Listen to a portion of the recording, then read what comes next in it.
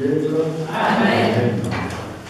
Remercions le Seigneur qui nous rassemble encore ce jour pour mettre dans nos cœurs, dans nos esprits, désir de chercher davantage, et surtout demander des grâces pour nous-mêmes, pour notre pays, pour nos familles, pour toutes les personnes qui nous sont proches. Aujourd'hui, le texte nous parle de vocation. Vocation vocale et veut dire appeler. La première lecture, c'est l'appel d'un jeune Samuel. Voilà, sa maman a prié pendant longtemps, demandant un enfant. Elle n'avait pas. Finalement, elle dit, Seigneur, si tu me donnes cet enfant, je vais te le donner en retour. Et il sera consacré à ton service dans le camp. Effectivement, voilà, Samuel est né. Et sa maman a amené au temple, et le jeune homme était là, à servir le Seigneur, auprès de lui. Voilà le nom d'une vie, il entend une voix. Samuel. Mais avec son esprit d'enfant, c'est Élie qui l'appelait. Il a fallu que Élie fasse comprendre qu'en fait, ce n'est pas lui, mais c'est le Seigneur qui l'appelait. Il dit, Parle Seigneur, ton serviteur. Pour dire que nous avons toujours besoin de quelqu'un pour nous indiquer en fait la voie du Seigneur. Le discernement, nous avons toujours besoin de quelqu'un, même si c'est un petit enfant, pour nous faire comprendre en fait la voie du Seigneur, la voie du Seigneur. Et dans l'évangile, il y a aussi un appel. Voilà.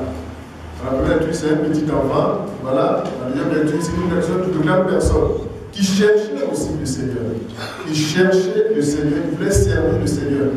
Et c'est pourquoi ils avaient déjà commencé à suivre Jean-Baptiste. Parce que Jean-Baptiste était cette voix qui annonce la venue du Messie. Ils avaient commencé à le suivre. Et le texte précise encore, quand Jean a vu Jésus arriver, il a posé sur lui son regard. Il a dit, voici l'agneau de Dieu. Il a encore indiqué à ses disciples, là, nous avons toujours besoin de quelqu'un pour dire, voici le chemin qu'il faut suivre. Voici l'agneau de Dieu. Et voilà, ils ont fait confiance dans leur maître et ils sont allés. Jésus se retrouve le regarde, mais que cherchez-vous? Il dit, Rabbi, maître, où demeures-tu? Venez et vous verrez. Ils sont allés, ils ont demeuré avec Jésus. Ils ont goûté à son intimité. Ils ont partagé certainement son intimité.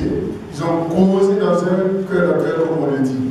Ils ont compris que cette personne est différente en fait des maîtres qui sont là qui nous enseignent. Et c'est pourquoi ils partent à leur tour appeler d'autres personnes. Venez, nous avons trouvé le Messie. Voilà, Pierre encore dit, Simon qui vient, voilà, tu es Pierre, tu es Simon.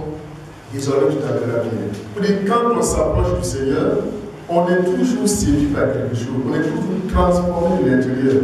Et quand on est transformé, automatiquement on devient soi-même disciple et on va appeler d'autres personnes pour qu'on vienne goûter au bonheur d'être avec le Seigneur.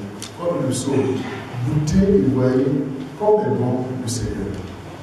Goûter et voyez comme est bon le Seigneur.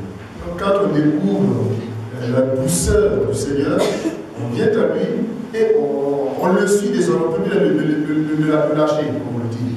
On le suit pas à pas, on le suit partout où il sera. Mais cela aussi a des implications, n'est-ce pas? Dans la deuxième lecture, Saint Paul, qui tire encore notre attention, qui attire notre attention sur notre identité une fois qu'on est baptisé. Le corps devient le temple de l'Esprit Saint, et c'est pourquoi on n'a pas le droit d'en faire ce qu'on veut. Providentiellement, l'enseignement de ce jour portera sur l'éducation à la sexualité dans les familles. Certainement que les conférences viendront sur ce texte pour nous permettre de bien comprendre en fait notre identité.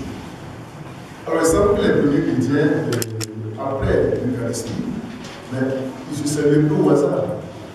À la limite, ils ne faisaient pas des jeux de flexion pour les servir l'un l'autre, après avoir reçu Jésus en eux. Parce qu'ils savent qu'ils sont devenus des tabernacles ambulants. Ce n'est plus n'importe qui. Ce n'est plus une simple enveloppe dont on veut servir comme on veut. Non. Ils sont devenus maintenant des temples ambulants. Des tabernacles ambulants. Et c'est pour nous dire, notre corps, c'est celui maintenant le temple de l'Esprit Saint. C'est lui quelque chose de très sacré. Et quand on se complaît, par exemple, dans l'impureté, c'est un péché très grave. C'est un péché très grave. Voilà. Et quand on se complaît dans l'impureté, en fait, ce sont des portes qu'on ouvre au démon, et il fait ce qu'il veut. Parce que ça lui plaît. L'imprimer, c'est répugnant pour Dieu, mais voilà, ça attire le démon. Alors, au cours de cette Eucharistie, nous allons demander à Dieu de nous aider à prendre conscience de notre identité, d'être appelés. Nous sommes appelés par Dieu. Chacun de nous est appelé par Dieu. Peut-être qu'il y en a qui l'ont rencontré quand ils avaient 6, 7 ans. Il y en a qui l'ont rencontré, l'ont entendu son appel quand ils avaient 15 ans, 20 ans. Peut-être il y en a qui vont le rencontrer dans leur vie de mort. Et c'est comme ça. Alors, comme ce bon larron, c'est sur la croix, juste avant de mourir, qu'il aurait connu Jésus. Voilà qui a été le premier à entrer dans le mission. N'est-ce pas? Même la Vierge Marie a eu ce privilège d'entrer dans le mission. C'est un larron, un voleur, un bandit. Pour dire que la miséricorde du Seigneur nous saisit à chaque instant de notre vie. Et c'est pourquoi l'Église défend, par exemple, la peine capitale. Parce que la vie ne nous appartient pas. La vie appartient à Dieu. Et c'est Dieu seul, c'est Jésus seul qui sait à quel moment il a tué quelqu'un.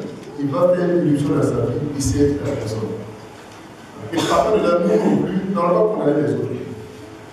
Ou bien, voilà, dans le pas condamner les autres. Ceux qui n'ont pas encore rencontré Jésus, ne les condamnent pas. Ne les condamnent pas parce que Jésus l'a dit. Les prostituées, les publicains nous dimensionneront au ciel. Alors, pour cette Eucharistie, nous demandons au Seigneur la grâce de pouvoir prendre conscience de notre identité, de notre vocation appelée à la sainteté, et surtout la grâce de pouvoir conformer notre vie à la volonté du Seigneur. Nous écoutons les réseaux, celui qui est vivant, maintenant et pour les siècles des siècles. Le Seigneur soit toujours avec nous.